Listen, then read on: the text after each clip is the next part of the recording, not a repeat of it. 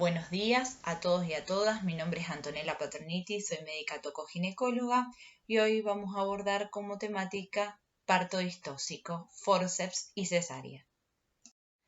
Cuando hablamos de parto distóxico o parto patológico, tenemos que saber que es aquel que se da ante alguna situación durante el trabajo de parto o complicación que requiere alguna intervención médica mediante maniobras o cirugías, así como el uso de instrumental por parte del personal médico para lograr un alumbramiento que se produzca sin riesgos, ni maternos ni fetales. Las distocias son dificultades durante el parto que pueden producirse en distintas fases del trabajo de parto y pueden tener origen fetal, materno o de anexos fetales. Vamos a dividir las distocias del trabajo de parto en distintas fases. La primera fase es el periodo de dilatación cervical. Principalmente puede ocurrir complicaciones relacionadas a la anestesia peridural. Aunque son muy poco frecuentes, cuando estas aparecen, se denominan emergencias relacionadas con los anestésicos. Lo que puede ocurrir es principalmente la hipotensión arterial. Es una de las complicaciones más frecuentes que se da frente a la anestesia peridural. Ocasiona síntomas en la mujer como náuseas, sudoración, lipotimia y alteraciones de la frecuencia de los latidos cardíacos fetales, como una bradicardia o desaceleración en los monitoreos fetales. Para prevenir estas complicaciones se recomienda el uso de aumentar la perfusión materna administrando cristaloides endovenosos a la mujer antes de realizar la anestesia peridural y mantener a esta en decúbito lateral con el fin de no comprimir grandes vasos. Otra de las complicaciones que puede ocurrir con la anestesia peridural es la inyección subaracnoidea masiva o anestesia espinal total. Lo que sucede es la perforación accidental de la dura madre y se inyecta el anestésico en el espacio subaracnoideo y esto se considera una emergencia. Y se produce lo que produce un compromiso hemodinámico y respiratorio grave que obliga al soporte vascular y respiratorio de esta mujer y es una indicación de cesárea de urgencia.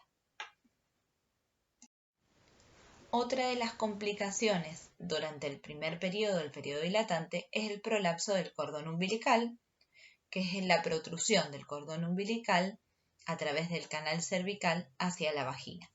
La frecuencia es de 1 de cada 400 partos, se denomina procúbito del cordón o presentación funicular y ocurre principalmente cuando hay una ruptura espontánea o adrede de las membranas. El cordón se prolapsa por delante de la cabeza del feto y queda sujeto en el canal cervical. Esto da como principales síntomas la bradicardia fetal, se puede palpar el cordón en el canal vaginal y muchas veces hasta el cordón puede prolapsarse por la vagina. Los factores de riesgo que desencadenan esta situación principalmente son partos prematuros, embarazos múltiples, polidramnios y presentación cefálica. Y muchas veces, y la más frecuente, tiene que ver con la ruptura adrede de membranas, por eso es tan importante hacerla en forma dirigida y consciente, en aquellas presentaciones no encajadas. Son principalmente los factores que se desencadenan más frecuentemente. El manejo del prolapso del cordón tiene que ser rápido. El médico debe hacer un tacto vaginal y el diagnóstico del prolapso, empujar la presentación fetal evitando la compresión del cordón con la cabeza fetal y mantener esta posición hasta la extracción del feto por cesárea. Se considera una urgencia. Cuando hablamos de embolia del líquido amniótico, es un episodio de insuficiencia respiratoria aguda secundario a un síndrome de distrés respiratorio agudo. Se asocia a hipotensión severa, shock, coagulopatía clínica y de laboratorio y tiene una letalidad cercana al 60 o al 80%. Su incidencia fluctúa entre 1 de cada 8.000 a cada 80.000 embarazos. Hoy se estima que es el paso de material del líquido amniótico al torrente circulatorio, materno, generando un shock anafiláctico y que esa es la causa de estrés respiratorio más que de la embolia en sí misma. Corresponde un diagnóstico de descarte después de excluir posibles tromboembolismos pulmonares masivos, infarto agudo de miocardio, shock anafilácticos por drogas o otros cuadros que se desenlacen similar. Los factores de riesgo que se asocian a la embolia líquido amniótico tienen que ver con la edad materna, la multiparidad, la ruptura adrede de membranas y las cesáreas. Bueno, otra de las complicaciones en el primer periodo tiene que ver con el compromiso de bienestar fetal, las metrorragias y las convulsiones por eclampsia. No voy a hacer hincapié en estas, ya que tenemos capítulos aparte que van a hablar de cada una.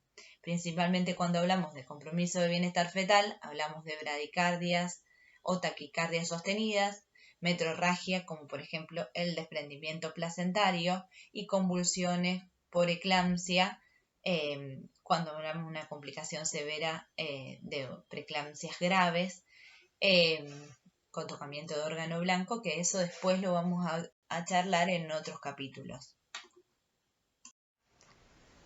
Bueno, cuando hablamos de la segunda fase del trabajo de parto, hablamos del periodo expulsivo, que comienza cuando la dilatación está completa, 10 centímetros de dilatación cervical, y termina con la salida completa del recién nacido.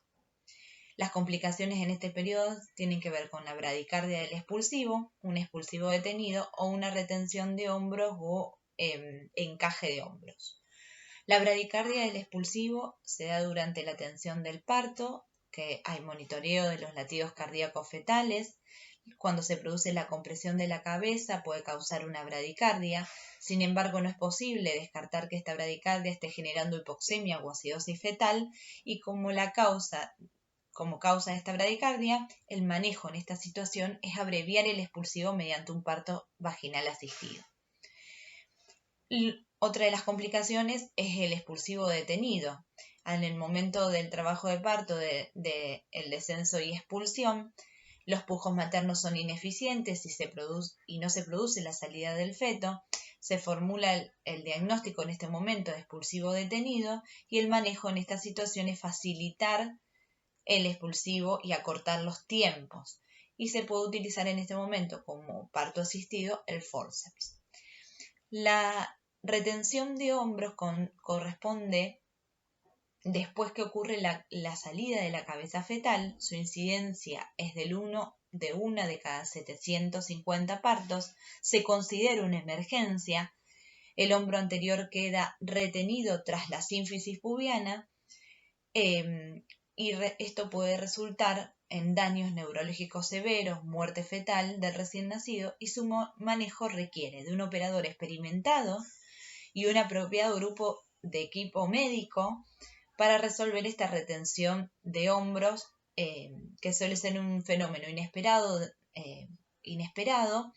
para quien está atendiendo el parto, pero debe estar preparado el mismo para saber manejarla con distintas maniobras. Los factores de riesgo para que se produzca una retención de hombros principalmente tienen que ver con un feto macrosómico por fetos mayores a 4 kilos, una diabetes gestacional asociada, una obesidad materna o un parto postérmino, que es aquel que se da más allá de las 42 semanas. Estos fetos tienen alta probabilidad de ser macrosómicos, y tener un exceso de aumento de peso durante el embarazo también predispone. Cuando hablamos de distosia del tercer periodo o periodo de alumbramiento, principalmente nos referimos a la hemorragia posparto o hemorragia puerperal, que lo vamos a hablar en otra unidad. ¿Sí? La inversión uterina, que corresponde a la protrusión del fondo del útero a través del cuello dilatado, y su incidencia es de 1 de cada 20.000 partos. La principal causa de la inversión uterina es la tracción excesiva de la placenta no desprendida. Los síntomas clásicos son metrorragia posparto, dolor y shock hipovolémico, y el tratamiento es la reposición uterina empujando hacia el fondo uterino, desde el fondo uterino hacia adentro, introduciendo con la mano completa el útero a través de la vagina. Se maneja el dolor y el shock hipovolémico, y se considera una complicación que es iatrogénica, que puede ser evitada esperando el desprendimiento espontáneo de la placenta. Cuando hablamos de retención placentaria, es aquella que en alumbramiento demora por mayor tiempo, estableciendo 30 minutos para las mujeres multíparas y 45 para las primíparas, y la incidencia es del 1%. El tratamiento requiere de anestesia y consiste en la extracción manual de la placenta, para la cual se introduce la mano en el interior del útero y se detectan los bordes placentarios desprendiéndolo manualmente. Bueno, vamos a hablar ahora de qué se trata un parto vaginal asistido. Denominamos al mismo a la asistencia mecánica de la expulsión de la cabeza fetal en el parto vaginal. La COG, que es el Colegio Americano de Obstetricia y Ginecología, ha recomendado esta asistencia para controlar y reducir la frecuencia de cesáreas, principalmente utilizando instrumentales como el forceps, las espátulas y las ventosas.